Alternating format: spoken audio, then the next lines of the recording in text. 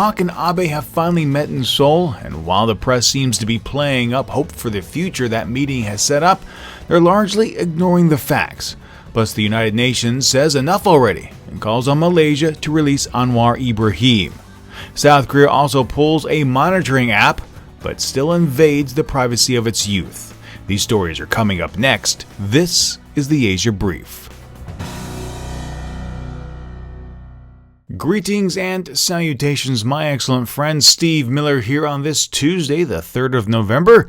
Thank you so much for joining me today. We're going to go ahead and begin with continued coverage of the East Asia Summit as Japanese Prime Minister Shinzo Abe and South Korean President Park and Abe finally met face-to-face. Generally, the media has been singing the praises of South Korean President Park and Abe and Japanese Prime Minister Shinzo Abe. Not that anything of substance was achieved at their bilateral summit, but that they met at all.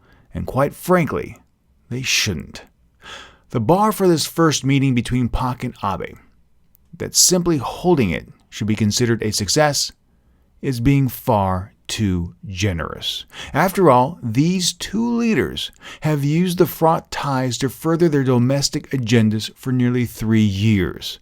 I mean, when we lay the bar so low that essentially we're putting it on the ground, and one needs to only exert sufficient effort to step over it, is that something that really should be lauded?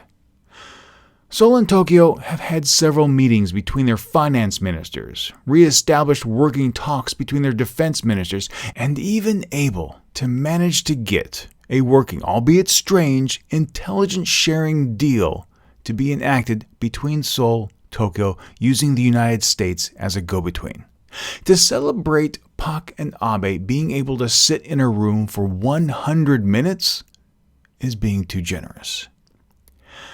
So, what was the result of this first summit?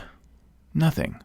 But if you pay attention to the press, you'd think there was a major breakthrough in dealing with historical issues. Abe said, "On the issue of comfort women, I think we shouldn't leave this obstacle to our future generation. This is so we can build our cooperation in a future-oriented manner." The South Korean statement said the two leaders agreed to speed up consultations to try to quickly resolve the issue of comfort women. That all sounds great, but means nothing. Seoul and Tokyo have held 9 rounds, that's right, 9 rounds of talks to resolve the lingering issues of the comfort women, which basically boils down to Japan owning up to its history, sticking to that, Abe apologizing, and additional compensation for the remaining comfort women. Japan continues to assert it has apologized enough and paid in full back in 1965 when bilateral ties were restored, and neither side appears to have budged based on their previous comments. So in effect, no movement has taken place. Some will say that simply being able to talk to one another should be celebrated, and that will please Washington. Yes, D.C. will be happy its two most powerful allies have held a meeting, and it wasn't a shouting match, but that's behavior we expect from our leaders. To be able to put aside thorny issues, work past them, and get what's needed to be done. Taking that into consideration, the big win from the meeting, well, it has to go to Prime Minister Shinzo Abe, who walked away from the weekend having achieved a trilateral summit with the region's 3 largest powers, met face-to-face with Park, and got her to come around to promoting a future-oriented view, and gave up nothing in return. Essentially, President Park abandoned her position and rolled over, an act that wasn't lost on the Korea Opposition Party, the New Politics Alliance for Democracy, who criticized the summit agreement, saying there was no new content or substantial agreement. Quote, "It is very disappointing that no substantial outcome was reached in regards to the historical issue at the South Korea-Japan summit." End quote. That was from Kim Young-rok, the party spokesman. He stressed that the two leaders only briefly mentioned the sex slavery issue during their talks, but that President Park was going to make that a major issue and seek a new apology. Kim also said the president had failed to keep her promise. Jean Delury, a professor of international relations at Yonsei University in Seoul, summed things up this way, quote, "They shelved all the hard stuff. They didn't get into real security issues. They didn't touch on North Korea. And they tabled the primary conflict, which is over history. They were holding hands, but they ducked the issues." End quote. While I am highly critical of the weekend's meetings and feel analysts and the press are being far too kind in their reporting, the real test will be to see where things go from here. After all, if a journey of 1,000 miles begins with a single step, then an initial meeting, no matter how fruitless, is required. I just hope that the domestic political trick of vilifying the other party doesn't resurface, and that Seoul and Tokyo are finally able to bury the hatchet. We'll see when and if they earnestly attempt to reconcile historical issues once and for all. The United Nations Working Group on Arbitrary Detention, a subgroup of the UN Human Rights Council, concluded that the detention and conviction of Malaysia's Anwar Ibrahim was arbitrary, and that his sodomy charges were politically motivated to discredit him. This comes as absolutely no surprise to anyone following the story that developed earlier this year. The report concluded Anwar was denied access to a fair trial and that there was no due process in court, alleging that the judge was biased. It also said the motives of the chief prosecutor were biased and took issue with the haste of the appeal hearing and sentencing. Quote, "The working group considers that the adequate remedy would be to release Mr. Anwar immediately and ensure that his political rights that were removed based on his arbitrary detention be reinstated." End quote. Now this is from the group's opinion, which was dated September 15th, but only released by Anwar's family on November 2nd.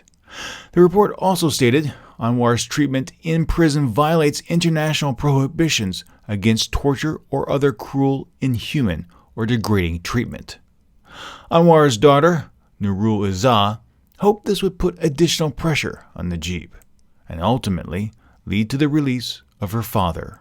No, after all, Malaysia is part of the United Nations, and I feel that it really reduces Najib Razak's almost gone credibility to a near zero.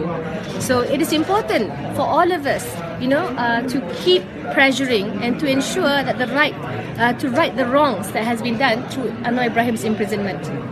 As a first step, there's many more other transgressions. Najib's government continues to play the sovereignty card and kindly asked other governments and organizations to butt out. Anwar's family doesn't think this report will lead to his release, but put another black mark on the government and add to the mounting pressure that may ultimately get Anwar out of jail. Teen suicide is a real issue in South Korea, as the nation boasts one of the highest rates among OECD nations. As a result, the government enacted a nanny state policy earlier this year to get a better hold of the situation and try and prevent these tragic events from even taking place. Rather than addressing the actual societal issues at play that created this horrific situation, the government passed a law requiring children under the age of 18 to have monitoring software installed on their phones, albeit just Android phones. Now, this software scans app usage, tracks web pages visited, and reads incoming and outgoing messages for keywords, alerting parents if necessary. Critics at the time said that this was not only a huge invasion of privacy, but did nothing to stop the actual problem from taking place. Parents were only alerted after the fact when it was too late. An investigation into the leading monitoring application not long ago found that the program, named Smart Sheriff, had zero security. The data that was being collected was being sent and stored unencrypted, which left the data exposed. The government in South Korea has now pulled that application from the Google Play Store, citing the abundance of other security apps to take its place. Yet the government is completely glossing over the fact that this should have been done as soon as the security breach was uncovered. That the Korean government is still requiring these applications to be used is just further inviting more trouble down the line. Well, my friends, those are today's stories, but before I go, I'd love to hear why you think people are being so quick to congratulate Park and Abe for achieving nothing. Also, granted that the United Nations has little power in Malaysia, should the Jeep actually release Anwar? Would that do anything to mitigate his troubles? And finally, should the government mandate spyware for children's phones? Please take a moment and let me know your thoughts. I'd love to hear from you.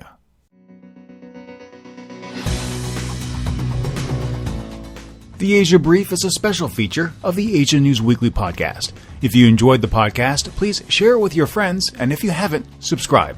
Subscribing is free, and when you do, the next episode is delivered automatically to you. You can subscribe on our website, asianewsweekly.net, or in your favorite podcast application.